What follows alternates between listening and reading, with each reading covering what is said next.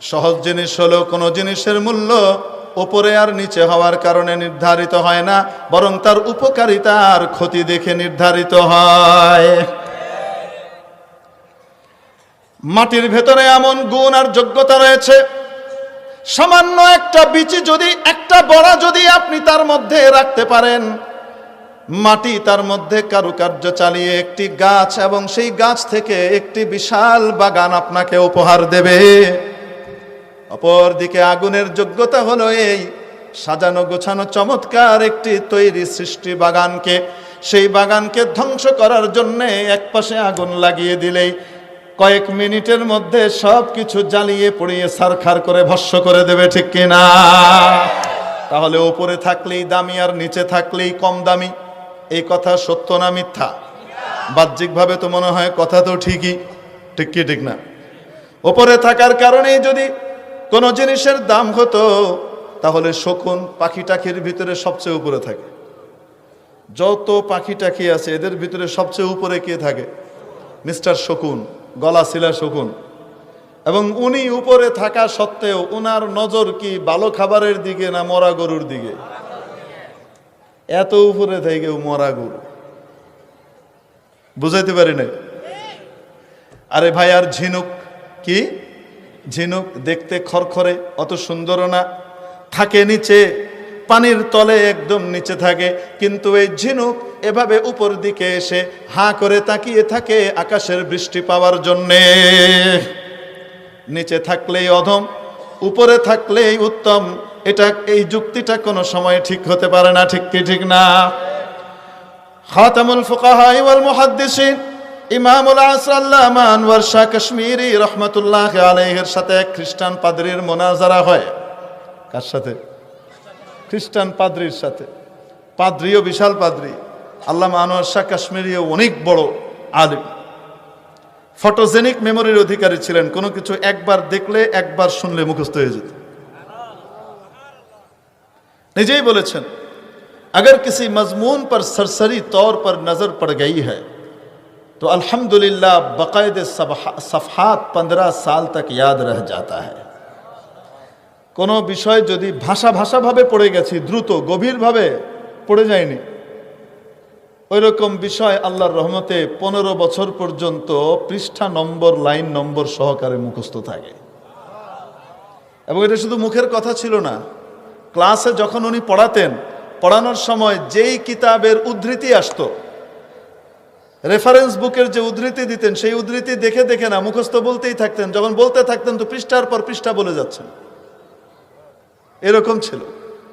और अगर किसी मजमून पर 2 मरतबा नजर पड़ गई, अल्हम्दुलिल्लाह अब तक तो नहीं भूला हूं और उम्मीद है खुदावंदे कुद्दूस की जात गिरामी पर कि इंशाअल्लाह मौत तक नहीं भूलूंगा। এত বড় আলিম ছিলেন হযরত আনোয়ার শাহ কাশ্মীরি রহমাতুল্লাহ আলাইহির সাথে মুনাজারা কার?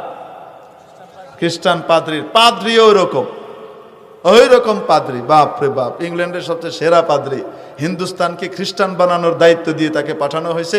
সে এখানে এসে প্রথমেই হিন্দি এবং উর্দু ভাষায় পাণ্ডিত্য অর্জন করেছে কঠিনভাবে, ভালো কবিও হয়ে গেছে উর্দুতে। এখন মুনাজারার ভিতরে বলছে সে, মাওলানা আনোয়ার শাহ কাশ্মীরি, আপনার ব্যাপারে শুনেছি আপনি জাদরেল আলেম এবং বড় ভাষাবিদ, অতএব আসেন আমার সাথে আপনার মুনাজারার বিতর্ক হবে কাব্যের ভাষায়। আমরা একে অপরকে কাব্য দিয়ে জবাব দেব, প্রশ্ন করব, জবাব দেব। হযরত কাশ্মীরি রহমতুল্লাহ আলাইহি বললেন, ওকে, ঠিক আছে। এখন ও বাচ্চা দলিল দেয়। দলিলটা কি বোঝার জন্য আগে বুঝে নেন। খ্রিস্টানদের দাবি হলো হযরত ঈসা আলাইহিস সালামকে শুলিতে চড়িয়ে হত্যা করা হয়েছে, নাউজুবিল্লাহ। আর আল্লাহ তাআলা বলেন কোরআনে কারিমে, মুসলমানরাও তাই বলে, ওয়ামা কাতালুহু ওয়ামা সালাবুহু, তারা না ঈসাকে হত্যা করতে পেরেছে, না হযরত ঈসাকে তারা শুলিতে চড়াতে পেরেছে, ওয়ালাকিন শুব্বিহা লাহুম, তাদেরকে একটি বিভ্রান্তির ভিতরে ফেলে দেয়া হয়েছে, মতিভ্রম ঘটেছে। আসলে বার রাফাআহুল্লাহ, হযরত ঈসাকে আল্লাহ তাআলা আসমানে উঠিয়ে নিয়ে গেছেন। এখন খ্রিস্টান পাদ্রী বলে, আপনাদের কোরআন অনুযায়ী, আপনাদের বিশ্বাস অনুযায়ী হযরত ঈসা চতুর্থ আসমানে। কোথায়? এবং আপনাদের বিশ্বাস অনুযায়ী আপনাদের নবী মুহাম্মদ সাল্লাল্লাহু আলাইহি ওয়াসাল্লাম মদিনায় কবরে। তাহলে নবীজি মাটির নিচে, ঈসা আলাইহিস সালাম আসমানের উপরে। বুঝে আসছে? শয়তানের যুক্তি দিবে সে। কার যুক্তি দিবে? বুঝে নিয়ে এখন সে কাব্যের ভাষায় বলে, ফলক पर हजरत ईसा मोहम्मद सर बसर नीचे, फलक पर हजरत ईसा मोहम्मद सर बसर नीचे। আসমানের উপরে হযরত ঈসা আর মোহাম্মদ তো মাটির নিচে। এ কথা বলে শেষ করার সাথে সাথে এক মুহূর্ত দেরি করেন নাই আনোয়ার শাহ কাশ্মীরি। তার রাগ আর ওজনের সাথে সাথেই জবাব দিয়ে দিলেন, ये दरिया है नबूवत का हुबाबों पर गहर नीचे, फलक पर हजरत ईसा मोहम्मद सर बसर नीचे, ये दरिया है नबूवत का हुबाबों पर गहर नीचे। আরে তুমি তো বেকুব, বুঝতে পারলা না উপর নিচ এটা তো ঠিক আছে, কিন্তু বুঝলা না এটা তো নবুয়তের নদী, এটা তো নবুয়তের সাগর। নবুয়তের সাগরের মধ্যে দেখা যায় ফটকাগুলা উপরে থাকে, মুক্তাগুলা নিচে থাকে। নিচে থাকে মুক্তা, সাগরের তলদেশে মুক্তা, আর সাগরের উপরে পানির উপরে থাকে ফটকা। ঠিক কি ঠিক না? আল্লাহ মানব শেখ কাশ্মীরি জবাব দিয়েছেন, তাহলে উপরে থাকলেই দাম আর নিচে থাকলেই বেদামি। ইবলিসের এই যুক্তি সঠিক না বেঠিক? দেখেন, ইবলিস যেই সংলাপে কথা বলছে, এই পাদ্রীও সেই সংলাপ আওড়াইছে। সংলাপগুলা জানার দরকার আছে না নাই? এরপরে হযরত আদম আলাইহিস সালামকে যখন সে সিজদা করলো না, রব্বুল আলামিন জিজ্ঞেস করলেন, কে তোকে বাধা দিল? সে বলে যুক্তিতে মিলে নাই, অযৌক্তিক আদেশ করেছেন। আল্লাহ রাব্বুল আলামিন যুক্তির জবাব দেওয়ারও প্রয়োজন মনে করলেন না, কাট ধরে বের করে দেন। দেখ, আমার বান্দারাই এগুলার জবাব দেবে, আমি তোর এই জবাব দেওয়ার প্রয়োজনই মনে করি না। ঠিক কি ঠিক না? এজন্যে কোনো ব্যক্তি যদি মুসলিম হয়, নবী বিদ্বেষী না হয়, নবীর সাথে বেয়াদবিকারী না হয়, তার সাথে আমরা বিতর্ক বসতে রাজি আছি। কিন্তু কোনো ব্যক্তি যদি গুস্তাখে রসুল হয়, রসুলকে গালিগালাজ করে, তার জন্য সাজাত রাষ্ট্র তার কল্লা উড়াবে, এইটা কার্যকর করতে হবে। এর সাথে মুনাজারা বিতর্কে বসার কোনো সুযোগই নাই। এরকম লোকের আমরা উত্তরই দিব। বুঝাইতে পারি নাই মনে হয়? এখন আল্লাহ রাব্বুল আলামিন দিলেন ইবলিসকে বের করে। বেরিয়ে যাওয়ার সময় এখন বলেন তো দেখি, সে যে নষ্ট হইল, কার দোষে নষ্ট হয়েছে? আদম তাকে বলছিল সিজদা করো না, বলেন না কেন? দোষটা কার? তার নিজের। ঠিক কি ঠিক না? আর যারা শয়তানের যুক্তিতে তলে, তারা বলবে আল্লাহ শয়তানরে গোমরাহ করে দিচ্ছে। নাউজুবিল্লাহ। কে কাকে গোমরাহ করছে বলেন? শয়তানকে কি আল্লাহ গোমরাহ করছে না হে নিজেই গোমরাহ? আরে চাকে গরম করেন, ভাতকে গরম করেন কি দিয়া? হ্যাঁ, আগুন রে গরম করে কে? কর না কেন? আগুন নিজেই কি গরম। আগুন রে গরম করা লাগে না, সে নিজেই কি গরম। ঠিক তেমনি ভাবে শয়তানকে গোমরাহ করা লাগে নাই, শয়তান নিজেই গোমরাহ।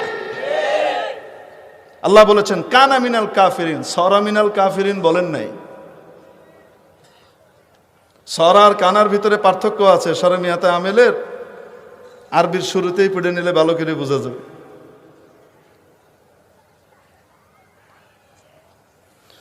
অবশ্য আমার কপাল, পড়ার পর থেকে এই পর্যন্ত পড়ানোর তৌফিক এই কিতাব আর হইল না। কানা সরার পার্থক্য আছে না নাই? কানা যাইদুন আলিমান, সরা যাইদ, কানা যাইদুন জাহিলান, বরং সরা যাইদুন জাহিলান। কানা যাইদুন জাহিলান, সরা যাইদুন আলিমান। জাহেল থেকে এখন কি হয়েছে? আলেম হয়েছে। এক অবস্থার থেকে আরেক অবস্থায় গেলে এটারে কি কয়? সরা। আর যদি যেটা ছিল হেডাই যদি কয় তো তাহলে কানা। তো আল্লাহ তাআলা কি বলছেন? সরা মিনাল কাফিরিন না কানা মিনাল কাফিরিন? তো শয়তান এখনো কাফের, আগেও কাফের আছিল। হে ইবাদত করছে, সে ইবাদত করছে, তার মন চাইছে তাই করছে, আসলে সে আমার ইবাদত করে নাই, তারটা করছে। এই জন্য সে ইবাদত কইরাও কাফের ছিল। এই কথা কার? মোল্লার না আল্লাহর? এখন সে যে গোমরা হয়েছে, এটা কি আদম গোমরা করছে? বলেন না কেন? তার মায়ের খাওয়ার কারণ, আল্লাহর কাছ থেকে সে যে দূরীভূত হয়েছে, এটার কারণ কি আদম না সে নিজে? শয়তানের একটা সিফত হলো এই, একটা বৈশিষ্ট্য হলো এই, সে নিজের দোষকে অন্যের কাঁধে চাপায় দিবে। নিজের দোষকে কার কাঁধে চাপাবে? আরেকজনের কাঁধে চাপিয়ে দেবে। সে কোনো সময় নিজের দোষ নিজের কাঁধে রাখবে না। এজন্য সে কি বলে জানেন? ফাবিমা আগওয়াইতানি, আপনি যার কারণে আমাকে গোমরাহ করলেন। দেখছেন কি কয়?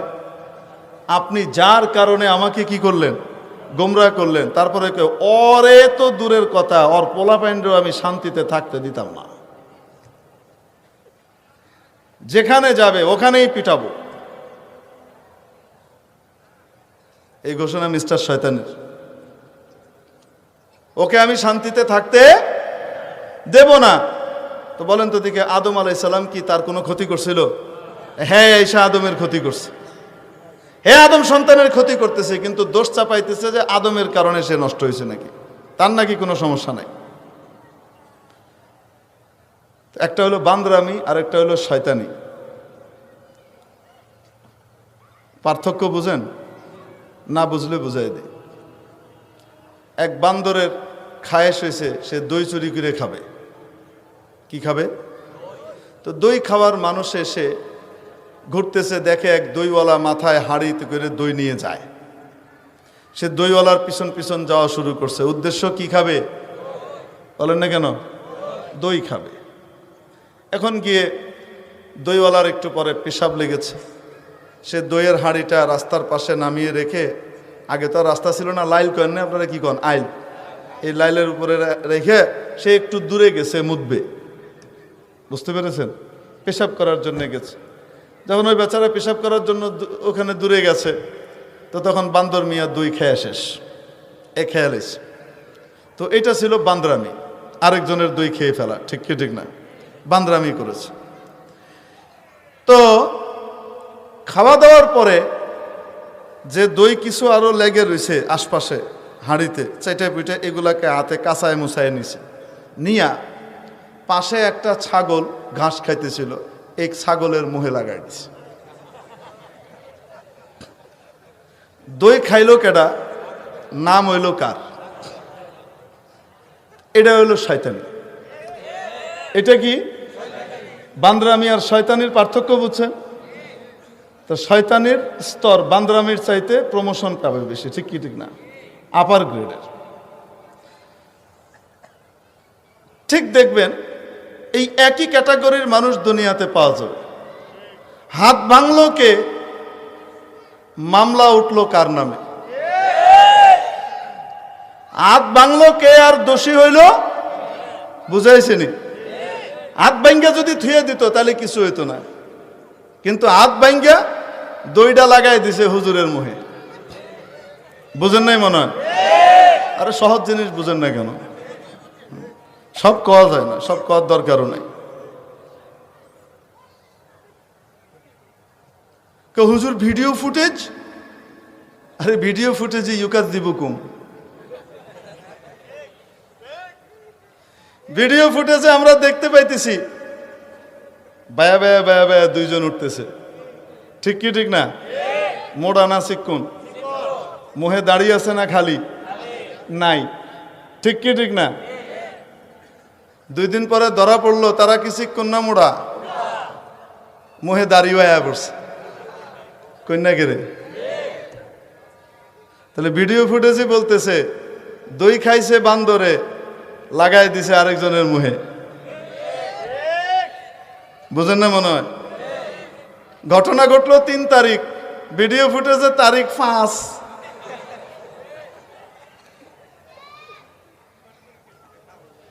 ভিডিওর ভিতরে 2 কুতুবরে শুধু উঠতেই দেখা গেল, নামারটা কই? কন্যা গেরে। আসেন আমরা আদম আলাইহিস সালামের কাছে চলে যাই। শয়তান মিয়া এখন বলতেছে, যার কারণে আপনি আমাকে গোমরাহ করলেন, লাআকউদান্না লাহুম, আমি ওদের লেগে বইয়া থাকবো রাস্তায় ওৎপাইতা। আপনার সিরাতাকাল মুস্তাকিম, আপনার যে সোজা রাস্তা আছে ওই রাস্তায় আমি বইয়া থাকবো, আমি দেখবো ওই রাস্তা দিয়ে ওরা যায় কেমনে, অগরে আমি ঘুরাইয়া জাহান্নামের রাস্তায় নিবই নিব। লাআকউদান্না লাহুম, অবশ্যই অবশ্যই আমি বসে থাকবো আপনার সোজা রাস্তায়। আর এরপরে কি করব জানেন? যদি আমারে ফাঁকি দিয়ে আমার কথা না শুনে জায়গা হুজুর্গ কথা শুনে বেঁচে গেছে গা, ধরতে চাইছিলাম হুজুর্গ কথা শুনে নবীর কথা শুনে বেঁচে গেছে গা, তো তাহলে আমি কিন্তু ছেড়ে দিব না। সুম্মা লাআতিয়ান্নাহুম মিন বাইনি আইদিহিম, আমি সামনে দিয়ে এসে হামলা করব। ওয়ামিন খালফিহিম, ওদের পেছন থেকে এসে হামলা করব। ওয়ান আইমানিহিম, তাদের ডান দিক থেকে এসে হামলা করব। ওয়ান শামাইলিহিম, ওদের বাম দিক থেকে আক্রমণ করব। সামনে পেছন ডান বাম চতুর্দিক থেকে আমি হামলা করেই যাব, ওদেরকে আমি জাহান্নামের পথে নেবই নেব। এই ঘোষণা কার? কার? শয়তানের। ঠিক তেমনি ভাবে বেশি কথা বলবেন, সাবধান, চুপ করে থাকবেন, ঘরে বসে থাকবেন, বাইরে এলে টেঙ্গি বেঙ্গে দিব। মিলে? আরে মিলে না? মিলে না? তারপর চলেন, আদম আলাইহিস সালাম দুনিয়াতে চলে আসলেন। সুবহানাল্লাহ বলবেন না? আসার পরে এবার আদম আলাইহিস সালামের বাচ্চা কাচ্চা না হইলে আমরা হইতাম নি? বলেন না কেন? ওনার যে বাচ্চাগুলা হইতেছে এই বাচ্চাগুলা সব আপন ভাই বোন, ঠিক কিনা? আপন ভাই বোনের মধ্যে বিয়ে করা হালাল না হারাম? তো তাহলে বিয়ে হইব কেমনে, আমরা বাইরবো কেমনে? বুঝেননি? বুঝেন নাই? আল্লাহ তাআলা একটা নিয়ম করে দিলেন। কি নিয়ম? সিস্টেম করলেন। আমাদের আম্মা জান প্রতি বছরে 2 জন করে সন্তান দিতেন। কয়জন? 2 জন যমজ সন্তান হইতো, একটা ছেলে একটা মেয়ে। আল্লাহ তাআলা এইভাবেই পাঠাতেন, একটা ছেলে আরেকটা মেয়ে। এখন তাদের ভিতরে বিয়ে সাময়িকভাবে বৈধ করার জন্যে আল্লাহ তাআলা কি করলেন? একটা নিয়ম করে দিলেন। সেটা হলো এই, যেই ভাই তার বোনের সাথে মায়ের পেটে একসাথে ছিল, তারা 2 জন আপন ভাই বোন, তাদের মধ্যে বিয়ে হবে না। এর বিপরীতের সাথে হইতে হবে। যারা একসাথে ছিল না মায়ের পেটে, তাদের মধ্যে বিয়ে হইতে পারে। যারা একসাথে ছিল সেই 2 জনের মধ্যে বিয়ে হবে। বিধানটা দেখেছেন? সাধারণ বিধান না অসাধারণ? বলেন না কেন? অসাধারণ বিধান। এখন এই ব্যাখ্যা, আল্লাহর বিধানের ব্যাখ্যা দেন কে? নবী রাসূল। ঠিক কি ঠিক না? আদম আলাইহিস সালাম ব্যাখ্যা দিলেন। এখন আদম আলাইহিস সালামের 2 ছেলে হলো, এক ছেলের নাম হাবিল, আরেক ছেলের নাম কাবিল। হাবিলের সাথে যেই বোন হলো সে তুলনামূলক কম সুন্দরী, আর কাবিলের সাথে যেই মেয়ে হলো, কাবিলের বোন, সে হলো অনিন্দ সুন্দরী। এখন বলেন, কাবিল তার সহোদরা বোনকে বিয়ে করতে পারবে? বলেন না কেন? পারবে? পারবে না। কাবিল কয় না, আমি ওরে বিয়ে করব। আদম আলাইহিস সালাম বলেন, আরে পাগল কোথাকার, এটা তো হারাম। তোমার সাথে যে হয়েছে তাকে বিয়ে করবে হাবিল, আর তুমি হাবিলের সাথে যে হয়েছে তাকে বিয়ে করবা। আমি মানি না। এই ব্যাখ্যা আপনার, এগুলো আল্লাহ বলেন। আমি কি আল্লাহকে কম মানি নাকি? আমি কি আল্লাহকে কম মানি নাকি? এই সমস্ত ব্যাখ্যা কার? আপনার। আপনি হাবিলরে বেশি পছন্দ করেন, আমারে দেখতে পারেন না, এজন্য এখন আপনি হাবিলের লগে সুন্দরীটা বিয়ে করার ব্যবস্থা করে দিচ্ছেন। আপনি একটা আইন ঘুরাই এনে দিচ্ছেন। আরে বুঝছেন নি? এটা যখন বলতেছে, আদম আলাইহিস সালাম দেখে খাইছে রে, এটা তো পাগলামি মার্কা কথাবার্তা কইতেছে, এটারে কেমনি ঠিক করা যায়? দেখবেন বর্তমান আমলেও যারা আসলে আল্লাহকে অস্বীকার করে, তারা কোনো সময় বলে না যে আমি আল্লাহকে মানি না, কোরআনকে মানি না, বরং তারা দেখায় আল্লাহকে, রসুলকে, কোরআনকে তারা সবচেয়ে বেশি মানে। তারা সঠিক ইসলাম মানে। ইসলাম মানে শান্তি, শান্তির ধর্ম তারা মানে। তারা কোনো রকমের মিছিল মিটিংয়ে যাইতে রাজি নাই। বুঝেন কি বুঝেন না? এই টাইপের কথাবার্তা তারা বলবে। তবে আমি আল্লাহকে মানি, কিন্তু হুজুররা যে ব্যাখ্যা দেয় কোরআনের সেটা মানি না। হুজুররা কোরআন কি বোঝে? হুজুররা কি কোরআন বোঝে? হুজুর তো মাদ্রাসায় গেছে পিঠা খাইতে খাইতে। আর আমি পিঠা না খাইয়ে বাড়ির ভিতরে বসে আলিফ বা তাসা জিম হা খা পেড়ে ফেলছি, তাই না? হুজুররা কি বুঝে? এগুলো বুঝবুদ্ধির লোকের কথা না। যখন বলছে তখন মনে হয় আকল জাগা মতো ছিল না। ঠিক কি ঠিক না? আল্লাহ সহি বুঝ দেখ, বলে না আমিন। এই লোকটা এমনি ভালো, কিন্তু ওই সময় মাথা ঠিক ছিল না। তো যাই হোক, তো বলতেছে এই ব্যাখ্যা আপনার, এটা আমি মানি না। হযরত আদম আলাইহিস সালাম বললেন এই ব্যাখ্যাই সহি, তুমি উল্টাপাল্টা বললে তো হবে না। না, আমি এগুলা মানি না। আদম আলাইহিস সালাম একটা কৌশল করলেন, বললেন ঠিক আছে, কার ব্যাখ্যা ঠিক, হাবিলেরটা না তোমারটা, এটা নির্ণয় করার জন্য একটা পরীক্ষা হোক। পরীক্ষা কি? তোমরা দুইজন পাহাড়ের উপরে গিয়ে কোরবানি দাও। ওই যুগের নিয়ম ছিল, যার কোরবানি কবুল হতো আসমান থেকে আগুন এসে তার কোরবানিটাকে নিয়ে যেত। আরে বুঝেন নাই? ওই যুগে আল্লাহ তাআলার নিয়ম ছিল, যার কোরবানি কবুল হতো আসমান থেকে আগুন আসতো, এসে ওই কোরবানিকে কি করত? নিয়ে যেত। তো যারটা নিয়ে যাবে সে ঠিক। হযরত আদম আলাইহিস সালাম তো জানেনি কাবিলেরটা নেওয়া হবে না। এখন দুইজন কোরবানি দিয়েছে। কোরবানি দেওয়ার পরে আসমান থেকে আগুন আসলো, হাবিলের কোরবানি নিয়ে গেল, যে আদম আলাইহিস সালামের ব্যাখ্যা মানে, তার কোরবানি নিয়ে গেল। কাবিলের কোরবানি আসমানের আগুন নিল না। তাহলে কাবিল যে উল্টা পথে আছে এটা প্রকাশ হয়েছে কি হয় নাই? হওয়ার পরেও কাবিল এখন মানতে রাজি না। কাবিল কয়, তোর কারণে আমি ওরে বিয়ে করতে পারতেছি না, অতএব আমার কোরবানি কেন কবুল হইল না এটার জন্য তুই দায়ী। লাখ তোলার না, আমি তোকে মেরে ফেলবো। আমি তোকে কি করব? মেরে ফেলবো। কে বলতেছে? কাবিল বলতেছে। হযরত হাবিল বলেন, পাগল কোথাকার, তোর কোরবানি কবুল হয় নাই কেন? এটার দোষ কি আমার নাকি? আমারটা কেন হইল? আমি আল্লাহকে ভয় করি, আল্লাহকে ভালোবাসি, আল্লাহ যা বলেন তাই মানতে চাই, আর আল্লাহ তাকওয়াওয়ালাদের কোরবানি কবুল করেন। ইন্নামা ইয়াতাকাব্বালুল্লাহু মিনাল মুত্তাকিন, যেই তাকওয়া অবলম্বন করবে আল্লাহ তাআলা তার কোরবানি নেবেন। অতএব তুমিও নিজেকে শুধরাও, শুধরিয়ে তুমিও আল্লাহকে ভয় করো, আল্লাহর কথা মানো, নবীর কথা মানো, তাহলে তুমিও কি হবা? সফল হবা, তোমার কোরবানিও আল্লাহ কবুল করবেন। হেকে আমি এত কিছু বুঝি না, আমি তোকে মারবই। হযরত হাবিল রাদিয়াল্লাহু তাআলা আনহু বলতেছেন, যদি তুমি আমাকে মারতে চাও, আমার দায়িত্ব ছিল তোমাকে বোঝানো। তুমি আমাকে মারার জন্য হাত বাড়াইলেও আমি তোমাকে মারার জন্য হাত বাড়াবো না। আমার দায়িত্ব ছিল তোমাকে সঠিক কথা বলে দেওয়া। মানা না মানা, মানানো এটা আমার দায়িত্ব না। লাস্তা আলাইহিম বিমুসাইতির, আমি দারোগা না যে তোমার পিটাই পিটাই মানাবো। আমার দায়িত্ব ছিল বুঝাই দেওয়া, আমি বুঝাই দিছি।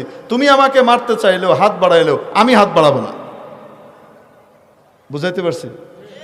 এই কথা হাবিল বলে দিলেন। এখন আসেন, হাবিল ছিলেন আল্লাহর দলের, ঠিক কি ঠিক না? কাবিল কার দলে? শয়তানের দলে। এবার সংলাপ মিলান, লাখ তুলান না, আমি তোকে মেরে ফেলবো, ঘাড় মটকে দেব। মিলে? খবরদার, হাত ভেঙ্গে ভিতরে ঢুকাই দিব। মিলে? টাইকা রে, কি যে করছিস তুই, তোর খবর নাই।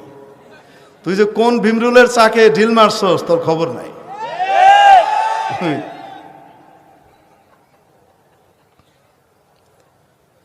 আল্লাহু আকবার।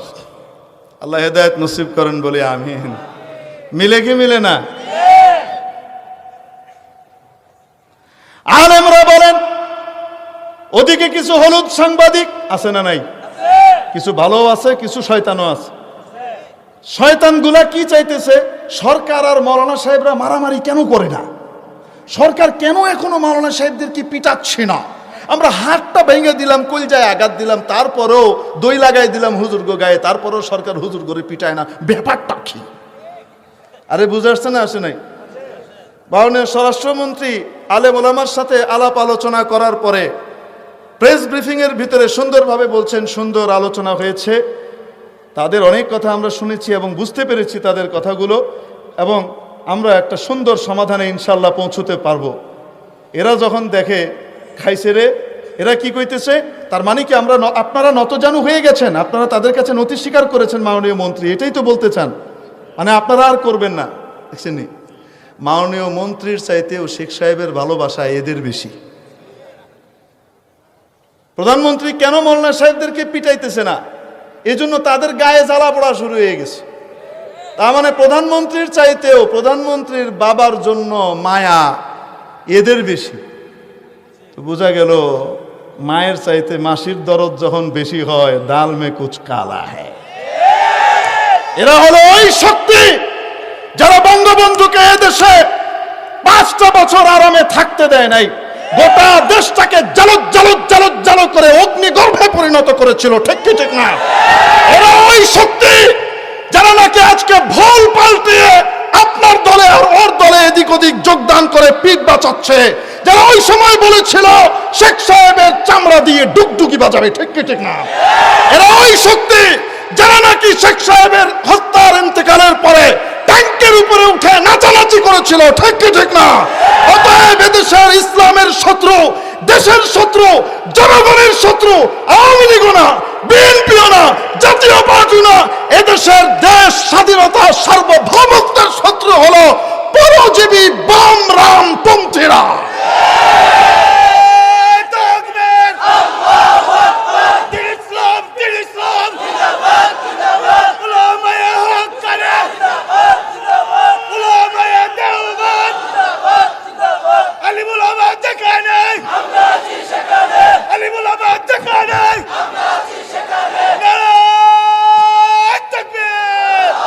তাহলে ভালো করে বুঝে নেন, এদেশের শত্রু কারা? বাম রামপন্থীরা। কারা? মুখস্থ করে নেবেন। এই শক্তি দুই দলের ভিতরেই ঢুকেছে, মনে করেন না যে এক দলে আছে। যেগুলা ঢুকতে পারে নাই সেগুলা বাইরে কোনো মতে চামড়া বাঁচাইয়া চলতেছে। আরেক দলে ঢুকে নাই। বুড়া ডেন্ডুরা কি কয়? আলেম ওলামারে নসিহত করে, হুজুরদের কেটে সংশোধন করা দরকার। কবরে গেছে গা এক ঠ্যাং, আরেক ঠ্যাং বাইরে। কোন সময় টান মারে আজরাইল আলাইহিস সালাম ঠিক নাই, আবল তাবল বকে। এরা চায় দেশ অস্থিতিশীল হোক, এদেশে ইসলাম নিপাত যাক। এরা এই জিনিসের এজেন্ডা বাস্তবায়নের জন্য এদেশের ভিতরে কাজ করে যাচ্ছে। আমি মনে হয় বুঝাতে পারি নাই আপনাদেরকে। তাহলে এদেশের শত্রু কারা চিনতে পেরেছেন? আরো আসতে বলেন, চিনতে পেরেছেন? গায়ে কিন্তু আগুন লাগতেছে। আমার উপরে যে খেবা খেপবো চিন্তা করেন না। কালকেই বলবে এই হুজুর উগ্রবাদী, কঠিন কথা বলে, খুঁজে দেখেন কোনো জঙ্গি কানেকশন মনে হয় আছে, খোঁজ গিয়া যা, খুঁজ যা দেখ যা, গোড়ার ডিম কোথায়। আল্লাহ হেদায়েত করুক, বলেন আমিন। আমরা দোয়া করি মাওলা এদেরকে হেদায়েত দিয়ে দাও, বলি আমিন। অনেক চেষ্টা করছে মাননীয় স্বরাষ্ট্রমন্ত্রীকে হুজুরদের বিরুদ্ধে বক্তব্য দেওয়ানোর জন্য ব্যবস্থা করতে। আল্লাহর রহমত, স্বরাষ্ট্রমন্ত্রী কি ওদের মতো এরকম বেকুব যে মনে করছে গুতা মারলে উনি খেয়ে ভেজে বলছেন? পারে নাই, খুব গায়ে জ্বালা, লাফালাফি করছে। এখনো খুব চেষ্টা করে যাচ্ছে কোনো মতে হুজুরদের সাথে লাগানো যায় কিনা। আর হুজুরদের ভাষা কি খেয়াল করে দেখেন, হুজুরদের ভাষা কি? আমাদের দায়িত্ব বলে দেওয়া, হাবিল রাদিয়াল্লাহু আনহুর ভাষার মতো। আমার দায়িত্ব তোমাকে বলে দেওয়া, তুমি যদি পিটাপিটি করতে আসো তারপরেও, তুমি যদি তারপরে ওই সমস্ত জিনিস লাগাইতে যাও, আমার দায়িত্ব না তোমাকে এই সমস্ত জিনিসে পিটাপিটি করা। অতএব আমরা হাত বাড়াবো না, তোমরা লাগাও। মামুনুল হক সাহেব তো এই কথাটাই কইছে, কি সমস্যা করছে? আমাকে পরশুদিন একজন বলতেছে, তার মানে কি মামুনুল হক সাহেবরা কি পিছু টান দিলেন নাকি? আমি বললাম কি পিছু টান দিছে? ওই জন্যই বলছেন এখন যে আপনারা লাগাইলে লাগান, আমরা কিছু বলতে যাব না, আমাদের দায়িত্ব ছিল পৌঁছায় দেওয়া। তো আমি বললাম তো কি ভুলটা কি কইছে? তো হাবিলের মতো কথা কইছে, সমস্যাটা কি করছে? বলে না, তারপরে হের গা জ্বলতেছে, হুজুররা কেন ময়দানে নেমে পিটাপিটি করতেছে না আর দুই দলে লাগতেছে না, দেশ কেন অস্থিতিশীল হচ্ছে না? কারণ কি? হুজুররা যদি নেমে যায়, হুজুররা সহনশীলতার পরিচয় দিচ্ছেন। যদি হুজুররা রাস্তায় নামে আর প্রতিরোধ করার জন্য এরকম টাক্কা একটা আসে, এরকম করতে আসার একজন হুজুরের খোদা না খাস্তা কোনো ক্ষতি হয়, বাংলাদেশের টেকনাফ থেকে তেতুলিয়া পর্যন্ত, রূপসা থেকে পাথুরিয়া পর্যন্ত বাংলার প্রতিটা ঘরে ঘরে প্রতিশোধের আগুন দাউ দাউ করে চলবে। হাত দিয়ে দেখো একজন আলেমের গায়ে হাত ভেঙে দেওয়া হবে। আল্লাহর তরফ থেকে হাত ভাঙার ফয়সালা হবে, আমরা যাওয়ার দরকার নাই। ঠিক কি ঠিক না? আবার বলে আমাদের কাছ থেকে চামড়া নিয়ে দান নিয়ে আমরা কি তৈরি করছি, আমাদের কাছ থেকে খাচ্ছে, টেবিল বসিয়ে চান্দা করছে মসজিদের জন্য, মাদ্রাসার জন্য। বলছে কি বলছে না? কার সাথে কথাটা মিলে বলবো নাকি আপনাদেরকে? হযরত মুসা আলাইহিস সালাম যখন ফিরে এসে ফেরাউনকে দাওয়াত দিলেন, ফেরাউন কি বলে জানেন? লাবিস্তা ফিনা ওয়ালিদা ওয়া লাবিস্তা ফিনা মিন উমরিকা সিনিন ওয়া ফাআলতা ফা'লাতাক আল্লাতী ফা'আলতা ওয়া আনতা মিনাল কাফিরিন। একদমই টাক্কিয়ার ভাষায় কইতেছে, একদম একদম হুবহু সেম মিলতেছে। কি বলতেছে? তুমি আমাদের কাছে খেয়ে পরে বড় হয়েছো, আমাদের খেয়ে বড় হয়েছো। লাবিস্তা ফিনা ওয়ালিদা, জন্মের পর থেকে তোমাকে পেলেছি আমরা, খেয়েছো আমার কাছে, বড় হয়েছো আমার টাকায়, এখন আমার বিরুদ্ধে কথা বলো। কি বানালাম, বুঝতে পেরেছেন? ফেরাউন যে ভাষায় বলছে সেই একই ভাষায় টাক্কিয়া কইতেছে। টাক্কিয়া চিনেননি? সাদে মাল নাই। আপনারা ভয় পেয়েন না, পুলিশ বাহিনী এরকম না। এই দুই চারটা শয়তান গোটা পুলিশ বাহিনীর জন্য কলঙ্ক এঁটে দিচ্ছে। ঠিক কি ঠিক না? আমরা পুলিশ বাহিনীর বড় বড় অফিসারদেরকে চিনি, অনেক ভালো ভালো মানুষদেরকে চিনি। কারো ভাষা এইরকম খবিশ মার্কা ফেরাউনি ভাষা না, এরকম কাবিল মার্কা ভাষা না। ঠিক কি ঠিক না? অতএব এই দুই চারটার বিরুদ্ধে যদি বিভাগীয় ব্যবস্থা না নেওয়া হয়, তাদেরকে যদি স্ট্যান্ড রিলিজ করা না হয় অথবা চাকরিচ্যুত করা না হয়, তাহলে কিন্তু এর দায়ভার মানুষ সরকারের ঘাড়েও দিয়ে দিতে পারে। অতএব সরকারকে সাবধান হওয়া দরকার। মেরে মোহতারাম দোস্ত বুজুর্গ, সংলাপগুলো খেয়াল করেছেন কিনা? হ্যাঁ, সময় নাই, সংলাপ পড়াইতে গেলে শুধু এই সংলাপের উপরে কথা বললে 2-3 ঘন্টা লাগবে। কারণ কোরআন শরীফের এক একটা বলতে থাকবো আর দুনিয়ার একটা করে মিলাইতে থাকবেন। আপনারা দেখবেন নিজেরাই মিলাবেন, আমাদের কিছু কথা দরকার নাই। মুখ বন্ধ করে দিবি, কথা কইতে দিবি না, ওয়াজ বন্ধ করবি। ওয়াজ বন্ধ করলে কি ঘরের ভিতরে বিয়ে শুধু কোরআনের কাহিনীর ওয়াজ শোনা মতো দেখবি কি হয়। তথ্য প্রবাহের অবাধ প্রযুক্তির যুগ। একজনের মুখ বন্ধ করবা, আল্লাহ তার দিনের হেফাজতের দায়িত্ব নিয়েছেন।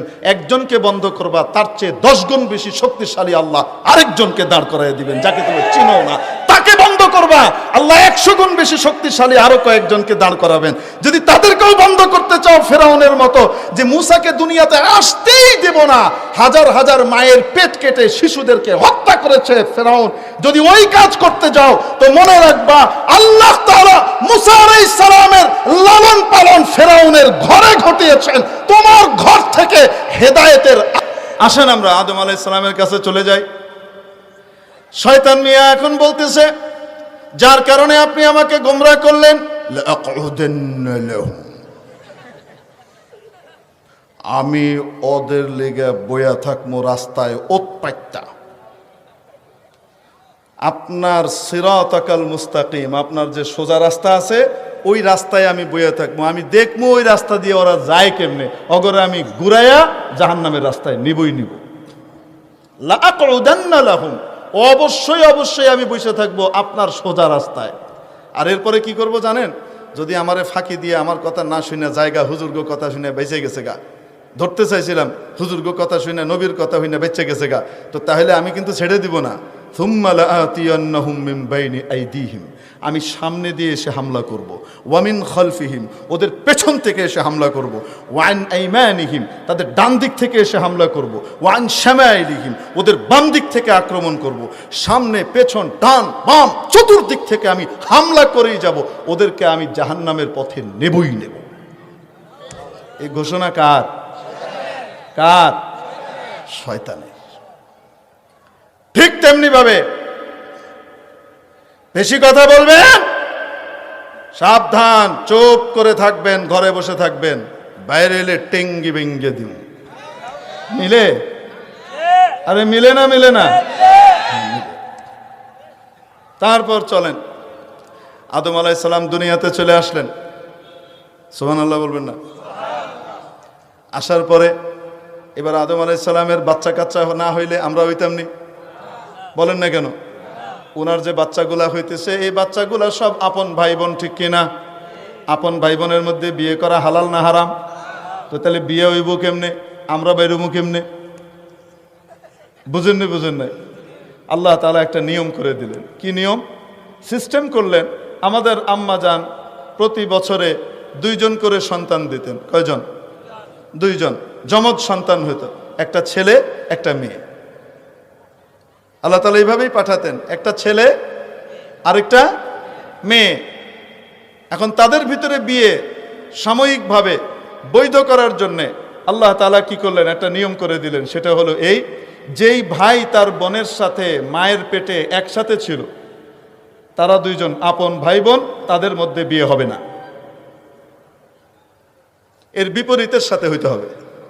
যারা একসাথে ছিল না মায়ের পেটে, তাদের মধ্যে বিয়ে হইতে পারে। যারা একসাথে ছিল সেই 2 জনের মধ্যে বিয়ে হবে। বিধানটা দেখেছেন? সাধারণ বিধান না অসাধারণ? বলেন না কেন? অসাধারণ বিধান। এখন এই ব্যাখ্যা, আল্লাহর বিধানের ব্যাখ্যা দেন কে? নবী রাসূল। ঠিক কি ঠিক না? আদম আলাইহিস সালাম ব্যাখ্যা দিলেন। এখন আদম আলাইহিস সালামের 2 ছেলে হলো। এক ছেলের নাম হাবিল, আরেক ছেলের নাম কাবিল। হাবিলের সাথে যেই বোন হলো সে তুলনামূলক কম সুন্দরী, আর কাবিলের সাথে যেই মেয়ে হলো, কাবিলের বোন, সে হলো অনিন্দ সুন্দরী। এখন বলেন, কাবিল তার সহোদরা বোনকে বিয়ে করতে পারবে? বলেন না কেন? পারবে? পারবে না। কাবিল কয় না, আমি ওরে বিয়ে করব। আদম আলাইহিস সালাম বলেন, আরে পাগল কোথাকার, এটা তো হারাম। তোমার সাথে যে হয়েছে তাকে বিয়ে করবে হাবিল, আর তুমি হাবিলের সাথে যে হয়েছে তাকে বিয়ে করবা। আমি মানি না। এই ব্যাখ্যা আপনার। এগুলো আল্লাহ বলেন। আমি কি আল্লাহকে কম মানি নাকি? আমি কি আল্লাহকে কম মানি নাকি? এই সমস্ত ব্যাখ্যা কার? আপনার। আপনি হাবিলরে বেশি পছন্দ করেন, আমারে দেখতে পারেন না, এই জন্য এখন আপনি হাবিলের লগে সুন্দরীটা বিয়ে করার ব্যবস্থা করে দিচ্ছেন। আপনি একটা আইন ঘুরাই এনে দিচ্ছেন। আরে বুঝছেন নি? এটা যখন বলতেছে, আদম আলাইহিস সালাম দেখে খাইছে রে, এটা তো পাগলামি মার্কা কথাবার্তা কইতেছে, এটারে কেমনি ঠিক করা যায়?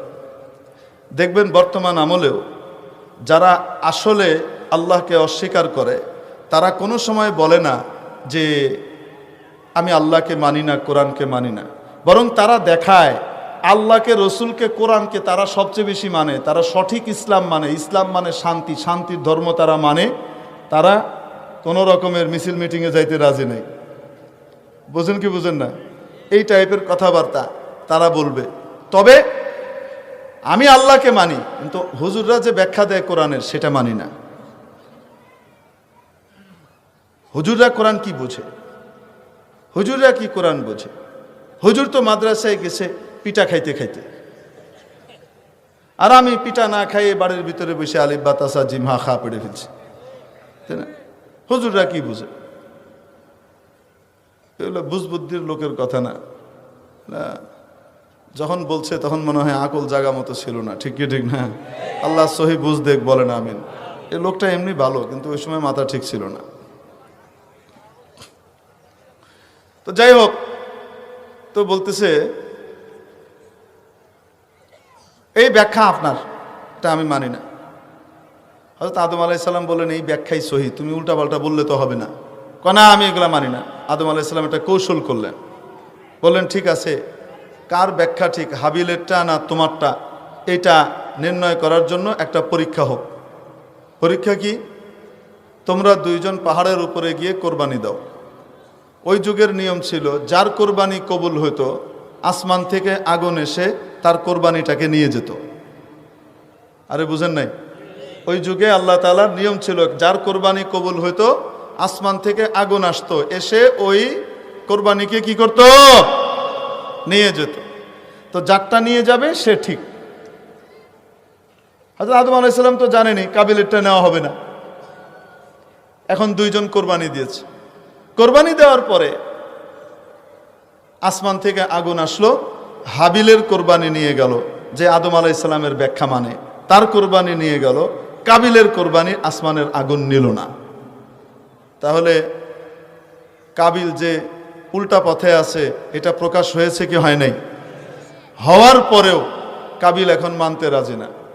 কাবিল কয়, তোর কারণে আমি ওরে বিয়ে করতে পারতেছি না, অতএব আমার কোরবানি কেন কবুল হইল না এটার জন্য তুই দায়ী। লাখ তোলান্নাক, আমি তোকে মেরে ফেলবো, আমি তোকে কি করব? মেরে ফেলবো। কে বলতেছে? কাবিল বলতেছে। হযরত হাবিল বলেন, পাগল কোথাকার, তোর কোরবানি কবুল হয় নাই কেন? এটার দোষ কি আমার নাকি? আমারটা কেন হইল? আমি আল্লাহকে ভয় করি, আল্লাহকে ভালোবাসি, আল্লাহ যা বলেন তাই মানতে চাই, আর আল্লাহ তাকওয়াওয়ালাদের কোরবানি কবুল করেন। ইন্নামা ইয়াতাকাব্বালুল্লাহু মিনাল মুত্তাকিন, যেই তাকওয়া অবলম্বন করবে আল্লাহ তাআলা তার কোরবানি নেবেন। অতএব তুমিও নিজেকে শুধরাও, শুধরিয়ে তুমিও আল্লাহকে ভয় করো, আল্লাহর কথা মানো, নবীর কথা মানো, তাহলে তুমিও কি হবা? সফল হবা, তোমার কোরবানিও আল্লাহ কবুল করবেন। হেকে আমি এত কিছু বুঝি না, আমি তোকে মারবই। হযরত হাবিল রাদিয়াল্লাহু তাআলা আনহু বলতেছেন, যদি তুমি আমাকে মারতে চাও, আমার দায়িত্ব ছিল তোমাকে বোঝানো। তুমি আমাকে মারার জন্য হাত বাড়াইলেও আমি তোমাকে মারার জন্য হাত বাড়াবো না। আমার দায়িত্ব ছিল তোমাকে সঠিক কথা বলে দেওয়া। মানা না মানা, মানানো এটা আমার দায়িত্ব না। লাস্তা আলাইহিম বিমুসাইতির, আমি দারোগা না যে তোমার পিটাই পিটাই মানাবো। আমার দায়িত্ব ছিল বুঝাই দেওয়া, আমি বুঝাই দিছি। তুমি আমাকে মারতে চাইলেও, হাত বাড়াইলেও আমি হাত বাড়াবো না। বুঝাইতে পারছি? এই কথা হাবিল বলে দিলেন। এখন আসেন, হাবিল ছিলেন আল্লাহর দলের, ঠিক কি ঠিক না? কাবিল কার দলে? শয়তানের দলে। এবার সংলাপ মিলান, লাখ তুলান না, আমি তোকে মেরে ফেলবো, ঘাড় মটকে দেব। মিলে? খবরদার, হাত ভেঙ্গে ভিতরে ঢুকাই দিব। মিলে? টাইক্কা রে, কি যে করছিস তুই, তোর খবর নাই। তুই যে কোন ভীমরুলের চাকে ঢিল মারছস, তোর খবর নাই।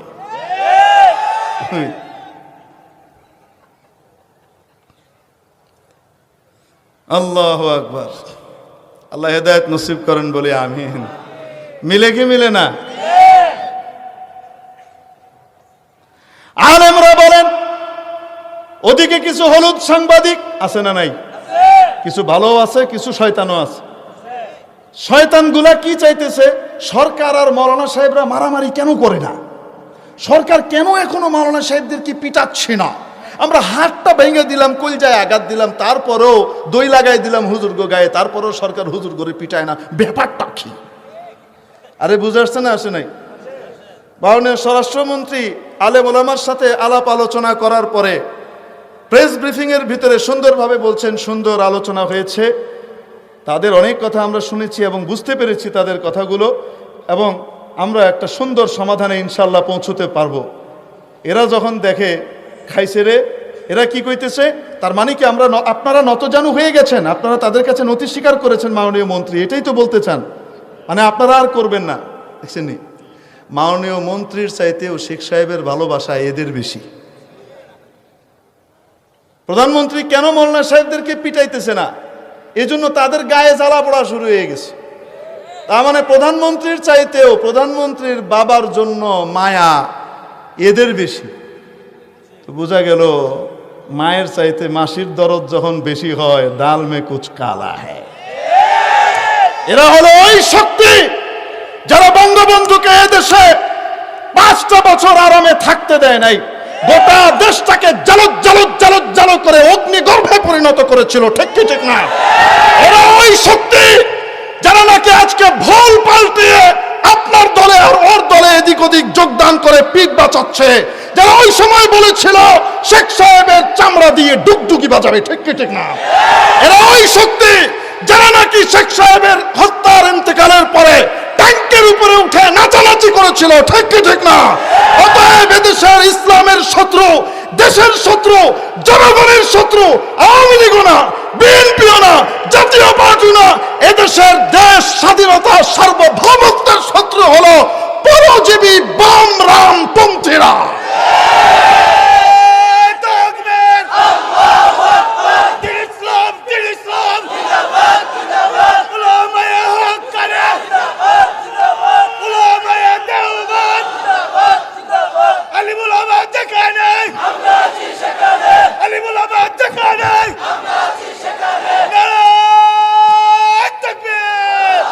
তাহলে ভালো করে বুঝে নেন, এদেশের শত্রু কারা? বামরামপন্থীরা। কারা? মুখস্থ করে নেবেন। এই শক্তি দুই দলের ভিতরেই ঢুকেছে, মনে করেন না যে এক দলে আছে। যেগুলা ঢুকতে পারে নাই সেগুলা বাইরে কোনো মতে চামড়া বাঁচাইয়া চলতেছে। আরেক দলে ঢুকে নাই। বুড়া ডেন্ডুরা কি কয়? আলেম ওলামারে নসিহত করে, হুজুরদের কেটে সংশোধন করা দরকার। কবরে গেছে গা এক ঠ্যাং, আরেক ঠ্যাং বাইরে। কোন সময় টান মারে আজরাইল আলাইহিস সালাম ঠিক নাই, আবল তাবল বকে। এরা চায় দেশ অস্থিতিশীল হোক, এদেশে ইসলাম নিপাত যাক। এরা এই জিনিসের এজেন্ডা বাস্তবায়নের জন্য এদেশের ভিতরে কাজ করে যাচ্ছে। আমি মনে হয় বোঝাতে পারি নাই আপনাদেরকে। তাহলে এদেশের শত্রু কারা চিনতে পেরেছেন? আরো আসতে বলেন, চিনতে পেরেছেন? গায়ে কিন্তু আগুন লাগতেছে। আমার উপরে যে খেবা খেপবো চিন্তা করেন না। কালকেই বলবে এই হুজুর উগ্রবাদী, কঠিন কথা বলে, খুঁজে দেখেন কোনো জঙ্গি কানেকশন মনে হয় আছে, খোঁজ গিয়া যা, খুঁজ যা দেখ যা, গোড়ার ডিম কোথায়। আল্লাহ হেদায়েত করুক, বলেন আমিন। আমরা দোয়া করি মাওলা এদেরকে হেদায়েত দিয়ে দাও, বলি আমিন। অনেক চেষ্টা করছে মাননীয় স্বরাষ্ট্রমন্ত্রীকে হুজুরদের বিরুদ্ধে বক্তব্য দেওয়ানোর জন্য ব্যবস্থা করতে। আল্লাহর রহমত, স্বরাষ্ট্রমন্ত্রী কি ওদের মতো এরকম বেকুব যে মনে করছে গুতা মারলে উনি খেয়ে ভেজে বলছেন? পারে নাই, খুব গায়ে জ্বালা, লাফালাফি করছে। এখনো খুব চেষ্টা করে যাচ্ছে কোনো মতে হুজুরদের সাথে লাগানো যায় কিনা। আর হুজুরদের ভাষা কি খেয়াল করে দেখেন, হুজুরদের ভাষা কি? আমাদের দায়িত্ব বলে দেওয়া। হাবিল রাদিয়াল্লাহু আনহুর ভাষার মতো। আমার দায়িত্ব তোমাকে বলে দেওয়া। তুমি যদি পিটাপিটি করতে আসো, তারপরেও তুমি যদি তারপরে ওই সমস্ত জিনিস লাগাইতে যাও, আমার দায়িত্ব না তোমাকে এই সমস্ত জিনিসে পিটাপিটি করা। অতএব আমরা হাত বাড়াবো না, তোমরা লাগাও। মামুনুল হক সাহেব তো এই কথাটাই কইছে, কি সমস্যা করছে? আমাকে পরশুদিন একজন বলতেছে, তার মানে কি মামুনুল হক সাহেবরা কি পিছু টান দিলেন নাকি? আমি বললাম কি পিছু টান দিছে? ওই জন্যই বলছেন এখন যে আপনারা লাগাইলে লাগান, আমরা কিছু বলতে যাব না, আমাদের দায়িত্ব ছিল পৌঁছায় দেওয়া।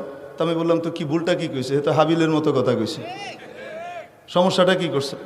বলে না, তারপরে হের গা জ্বলতেছে, হুজুররা কেন ময়দানে নেমে পিটাপিটি করতেছে না আর দুই দলে লাগতেছে না?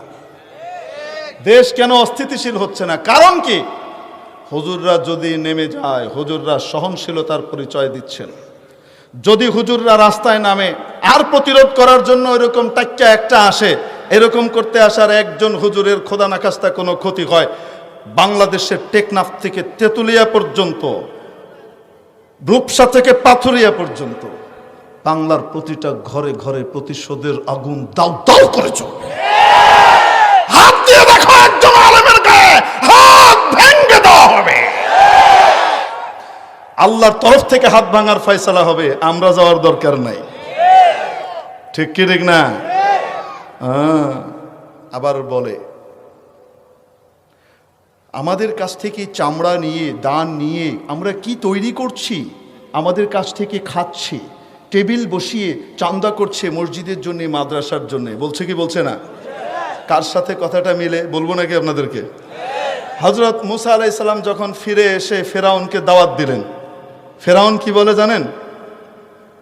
লাবিস্তা ফিনা ওয়ালিদা ওয়া লাবিস্তা ফিনা মিন উমরিকা সিনিন ওয়া ফাআলতা ফা'লাতাক আল্লাতী ফাআলতা ওয়া আনতা মিনাল কাফিরিন। একদমই টাক্কিয়ার ভাষায় কইতেছে, একদম হুবহু সেম মিলতেছে। কি বলতেছে? তুমি আমাদের কাছে খেয়ে পরে বড় হয়েছো, আমাদের খেয়ে বড় হয়েছো। লাবিস্তা ফিনা ওয়ালিদা, জন্মের পর থেকে তোমাকে পেলেছি আমরা, খেয়েছো আমার কাছে, বড় হয়েছো আমার টাকায়, এখন আমার বিরুদ্ধে কথা বলো। কি বানালাম? বুঝতে পেরেছেন? ফেরাউন যে ভাষায় বলছে সেই একই ভাষায় টাক্কা কইতেছে। টাক্কা রেছে নেননি? সাদে মাল নাই। আপনারা ভয় পেয়েন না, পুলিশ বাহিনী এরকম না।